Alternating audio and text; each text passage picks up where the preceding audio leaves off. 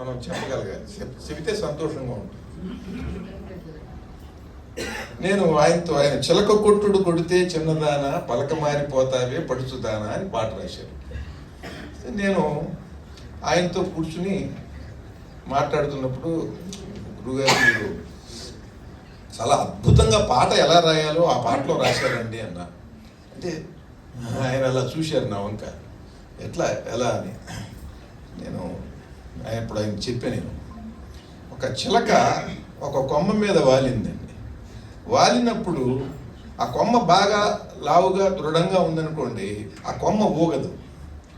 కొమ్మ సన్నగా ఉందనుకోండి, లేతగా ఉందనుకోండి, దాని మీద చిలక వాలగానే వచ్చిన వేగానికి దాని బరువుకి ఆ కొమ్మ కిందకి వాలిపోతూ అది నిలదొక్కుకోలేనటువంటి నిలిచి అక్కడ ఆ చిలక నిలిచి ఆ జామ పండును కొట్టేటువంటి అవకాశం ఉండదు. అది కిందకి వాలిపోతూ ఉంటుంది. రెక్కలు టపటపలాడించుకుంటూ నిలబడే ప్రయత్నం చేస్తుంది తప్ప అది నిలబడలేదు. గట్టి కొమ్మ అయితేనేమో ఇది వచ్చినటువంటి విషయం కూడా అసలు ఎవరికీ తెలియదు, శుభ్రంగా వచ్చేసి వాలేస్తుంది, ఏ స్పందన ఉండదు చెట్టుకి. అదే లేత కొమ్మ అయితే అది నిలబడలేదు. ట్యూన్లో పదం చిలకలాగా ఉండాలండి. అప్పుడు అది దాని బరువుకి తగినటువంటి కొమ్మ మీద వచ్చినట్టయితే అది చక్కగా అది ఊగినట్టుగా ఊగుతూ ఉంటుంది. ఒక ఊపు వస్తుంది దానికి, ఒక స్వింగ్. అది అప్పుడు ఆ ఊపుని ఆస్వాదిస్తూ ఎదురుకుండా ఉన్నటువంటి ఫలాన్ని కొట్టి తింటుంది. తినటం కూడా ఎలా తింటుంది అంటే అది ఆబగా కాకిలాగానో కుక్కలాగానో తిందు చిలక. ప్రకృతిలో అది ఇలా కొట్టి ఇలా తిని దాని వంక ఇలా చూసి మళ్ళీ ఇలా కొట్టి అంటే ఆస్వాదిస్తూ ఆ ఫలాన్ని అది ఆరగిస్తుంది. అలా ఈ ట్యూన్లో ఉన్నటువంటి ఆ స్వరానికి తగినటువంటి బరువైనటువంటి పదమే పడాలి. ఎక్కువ కఠినమైన పదం పడకూడదు, తేలికైన పదం పడకూడదు. ఆ స్వరంలో ఆ స్వరానికి తగినటువంటి పదజాలం పడి దాంట్లో ఒక అద్భుతమైనటువంటి ఒక రసవత్తరమైన ఫలంలాగా ఒక అర్థం స్ఫురించాలి. అలా మీరు అలా చిలక్కొట్టుడు కొట్టేశారండి పాటలన్నీ అన్నా. పాప ముసిముసిగా ఉండేది. ఇట్లా నేనేదో వ్యాఖ్యానం చేసి చెప్తే ఆయనకి సంతోషంగా ఉండేది.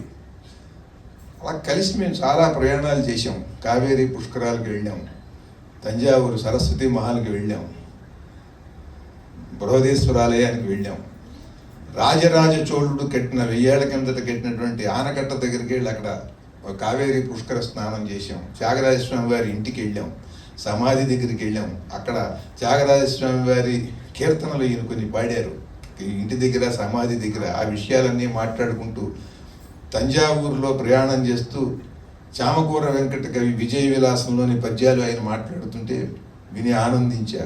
కుంభకోణం వెళ్ళి మాస్టర్ సివివి గారి ఇంటికి వెళ్ళి వారి ధ్యాన మందిరంలో ఉన్నాం, ఇట్లా కూర్చున్నాం. ఇలా ఎన్నో చోట్లకి ఆయనతో ప్రయాణం చేసిన నన్ను పిలవటం ఆయనకు అదొక సరదా, నాకు ఆయనతో వెళ్ళటం నాకు అదొక సంతోషం.